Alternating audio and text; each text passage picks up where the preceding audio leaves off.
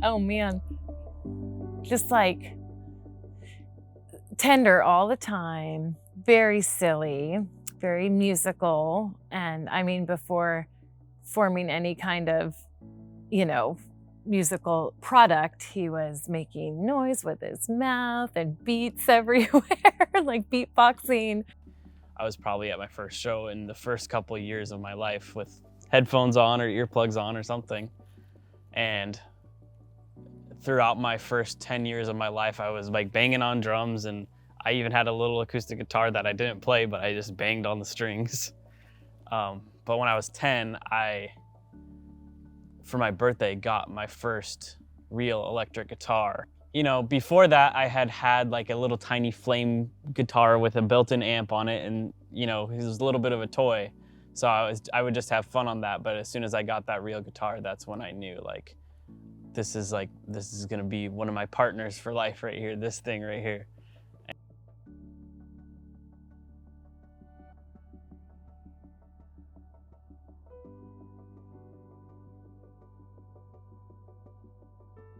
There was one family household, we lived together, you know, normal life progression. You're a young adult, you know, a mainstream able-bodied adult, and intellectually, you know, he's able to go out into the world, and he moves out. And here I am going, I have my second life. What am I gonna do? And he's over here, and we're both like excited, but it's emotional. It happened in a pandemic. And I was having a pretty good time living on my own with friends. And it was just pretty like overwhelming to be moved out on my own for the first time. But after a couple months, I just had a big fall and broke both of my legs and my pelvis and my spine, but luckily nothing of my upper body besides like, you know, small wrist fracture and stuff was damaged, and my brain totally fine. Nothing happened to my head, which is incredible.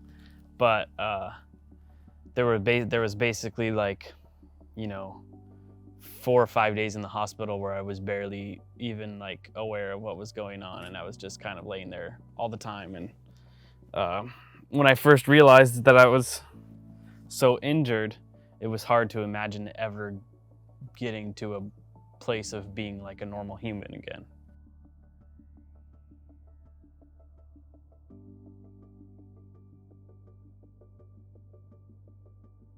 When you're focusing on getting the right insurance coverage or in-home caregiving, the last thing on your mind or the last thing you have energy for is to get down to the small things. You're focusing on these big picture things, and all of a sudden you're like, wait, we have to have a walker ready for when he's ready. Completely forgot. Or we have to have the right wheelchair. How do I do that? And the hospital tried to help, and what they gave him was not what I would have picked.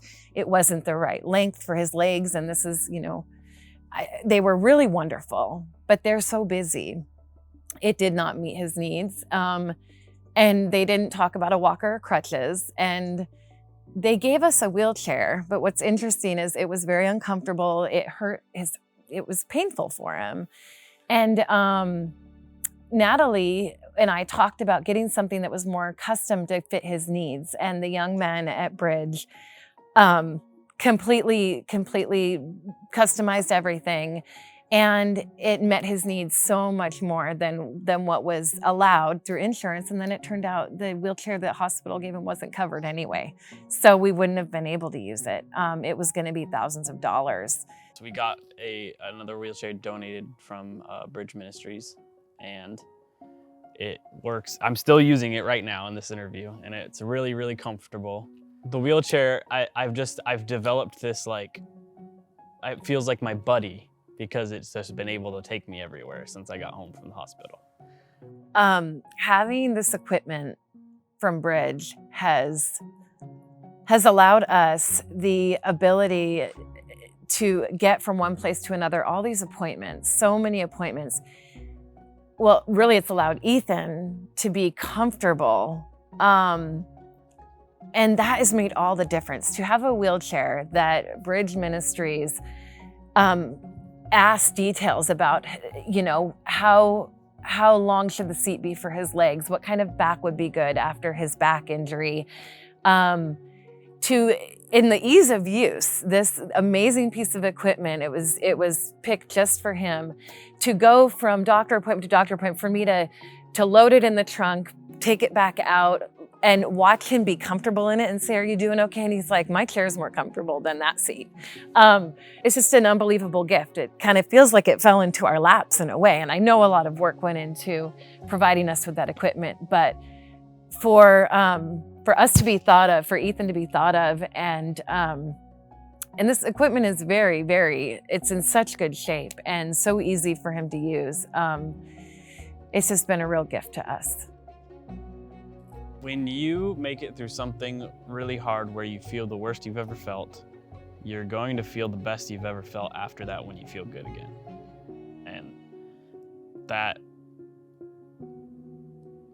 just goes to show you that no matter what happens, you're going to be okay.